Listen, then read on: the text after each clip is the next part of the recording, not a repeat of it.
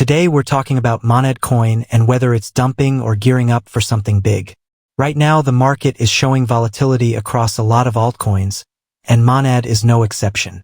Traders and holders are watching closely because lately price action has been choppy, with swings that make it hard to tell if this is just a short-term dump or the start of a deeper move.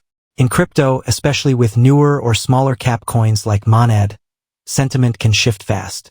One day there's buying pressure, the next day there's a sell-off. What's important is understanding what's driving these moves. With MON, recent news updates and community chatter are playing a big role. People are reacting to announcements and expecting future catalysts, but until there's solid volume backing the price moves, it's tough to say for sure whether the current pullback is a real dump or just routine profit-taking. If we zoom out and look at the broader market trends, risk assets like altcoins tend to follow Bitcoin and major market cues.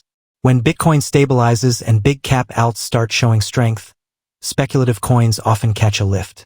But when the market is weak, traders rotate out of riskier assets first, which can make coins like MON look weak in comparison. Looking toward 2026, setting a realistic target for MON means thinking beyond short-term price noise. If development continues, adoption grows, and use cases for the network expand, there's a chance that the project could see meaningful growth over time. That said, it's important to be realistic. Most coins with smaller market caps grow based on speculation and sentiment rather than fundamentals at first.